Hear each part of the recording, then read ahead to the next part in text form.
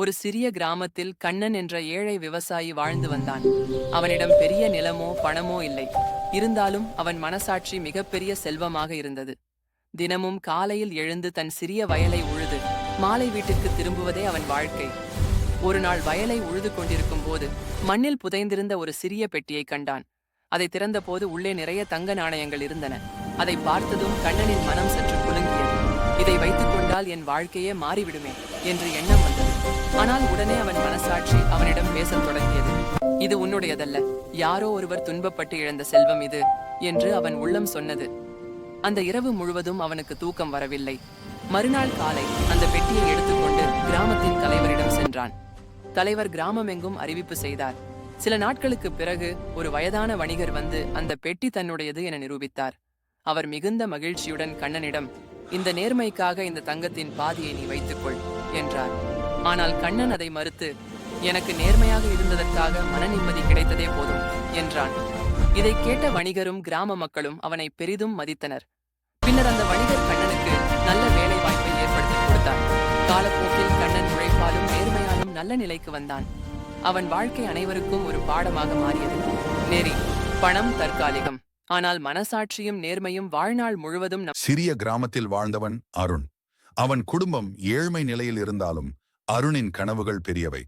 ஒரு நாள் நான் பெரியவராக வேண்டும் என்ற நம்பிக்கை அவன் கண்களில் எப்போதும் தெரியும். ஆனால் அவன் வாழ்க்கை எளிதாக இல்லை. பள்ளிக்குச் செல்லும் முன் பசுமாடுகளை மேய்ப்பது, மாலையில் தந்தைக்கு உதவுவது, இது அவனின் தினசரி வாழ்க்கை.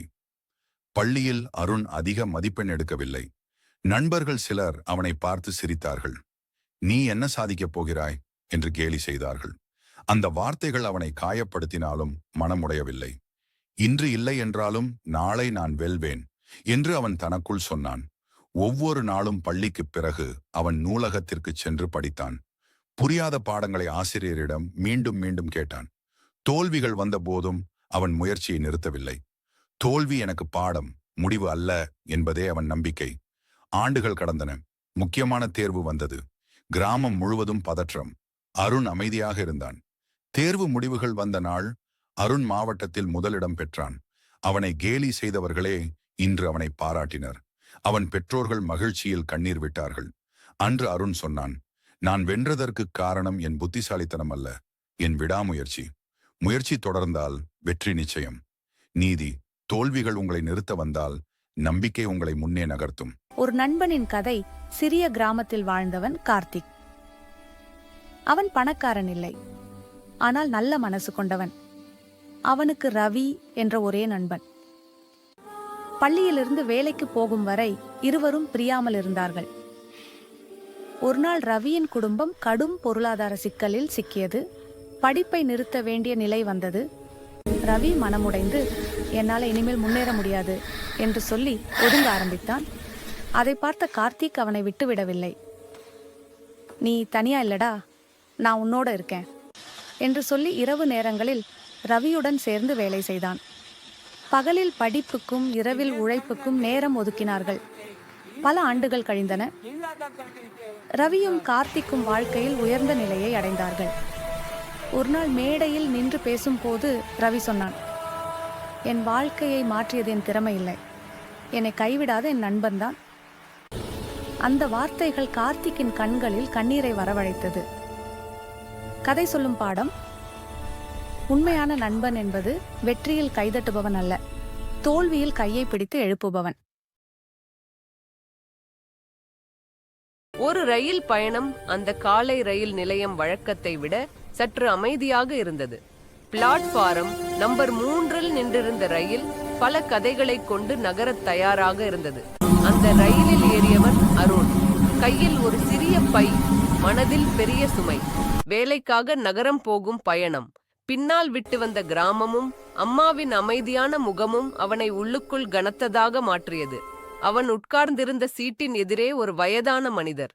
வெள்ளை சட்டை, சுருங்கிய கண்கள், ஆனால் பார்வையில் ஒரு அமைதி. ரயில் நகர ஆரம்பித்ததும் அந்த மனிதர் மெதுவாக கேட்டார், முதல் பயணமா? அருண் சிரித்தபடி தலை அசைத்தான். அந்த சிரிப்புக்குள் பயமும் இருந்தது. ரயில் பயணம் வாழ்க்கை மாதிரி தம்பி, அந்த மனிதர் சொன்னார். சிலர் ஏறுவாங்க, சிலர் இறங்குவாங்க, ஆனா பயணம் நின்னிடாது. அந்த வார்த்தைகள் அருணின் மனதில் ஆழமாக பதிந்தன. வழியில் பல நிலையங்கள். சில இடங்களில் கூட்டம், சில இடங்களில் வெறுமை. ஒரு சிறுவன் சில்லறை விற்றான். ஒரு பெண் குழந்தையை தூக்கி சமாதானப்படுத்தினாள். ஒரு இளைஞன் ஜன்னலுக்கு வெளியே கனவுகளை தேடினான். ரயில் ஓடிக்கொண்டே இருந்தது. அருணின் எண்ணங்களும் ஓடின. இறங்க வேண்டிய நிலையம் வந்தது. அருண் எழுந்தான். அந்த வயதான மனிதர் மெதுவாக சொன்னார், எங்கு இறங்கினாலும் நீ ஏன் ஏறினாய் அருண், என்பதை இறங்கும் மறக்காதே. நேரம் வந்துவிட்டது. ரயிலில் இருந்து எப்பொழுதும் இறங்கிய உண்மையாக இரு, அருண், இந்த மற்றவர்களுக்கு பயணம் உதவு. ஒரு நகரத்துக்கல்ல, ஒரு புதிய வாழ்க்கைக்கானது என்று புரிந்து கொண்டான். பாடம், மொரல். வாழ்க்கை ஒரு ரயில் பயணம் போல பயம் இருந்தாலும் பயணம் தொடர வேண்டும். ஒவ்வொரு பயணமும் நம்மை கொஞ்சம் பெரியவராக்கும். தமிழ்நாட்டின் ஒரு அமைதியான நகரம் திருச்சி. அங்கே ஒரு நடுத்தர குடும்பத்துடன் வாழ்ந்தார் ப்ரூஸ் பாண்டியன். காலை 6 மணி. அம்மா காப்பி போடுகிறாள்.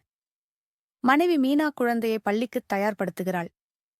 ப்ரூஸ் செய்தித்தாளை படித்துக்கொண்டே அமைதியாக உட்கார்ந்திருக்கிறார். அவர் ஒரு PWD, public works department engineer. பாலங்கள், கட்டிடங்கள் பாதுகாப்பாக உள்ளனவா என்று பார்ப்பதே அவருடைய வேலை. மறைந்திருக்கும் ரகசியம் ப்ரூஸுக்கு ஒரு பெரிய ரகசியம் இருந்தது. அவர் அதிகமாக கோபப்பட்டால் அவர் ஹல்காக மாறிடுவார். அதனால் அவர் எப்போதும் அமைதியாக இருப்பார். பஸ் கண்டக்டர் சத்தமாக பேசினாலும் அமைதி. ஆபீஸில் மேலாளர் திட்டினாலும் அமைதி. கோபம் வந்தா எல்லாம் போயிடும் என்று அவர் மனதில் சொல்லிக் கொள்வார். வேலையிடத்தில் ஒரு சோதனை. ஒரு நாள் ஒரு பெரிய கட்டுமான பாலம் திடீரென இடிந்து விழத் தொடங்கியது. மக்கள் சிக்கிக் கொண்டார்கள். என்ஜினியர்கள் எல்லாம் பயந்து ஓடினார்கள். அந்த நேரம் ஒரு குழந்தையின் அலறல் ப்ரூஸின் காதில் விழுந்தது. கோபம், கவலை, மனிதநேயம். அந்த நொடி ஹல்க் வெளிப்பட்டான். தமிழ்நாட்டின் ஹீரோ ஹல்க் பாலத்தின் பெரிய தூண்களைத் தாங்கினான். லாரிகளை தூக்கி ஓரமாக வைத்தான். சிக்கிய அனைவரையும் காப்பாற்றினான். மக்கள் வியப்பில் உறைந்தனர். இவன் அரக்கன் இல்ல, நம்ம ஒரு ஹீரோ என்று கூச்சலிட்டார்கள். குடும்பத்தின் அன்பு மாலையில் ப்ரூஸ் வீட்டுக்கு வந்தார். மீனா சிரித்துக்கொண்டே சொன்னாள், நீங்க என்னவா இருந்தாலும் பரவாயில்ல, எங்களுக்கு நீங்க தான் ஹீரோ. அவரினோட மகன் கேட்டான். அப்பா,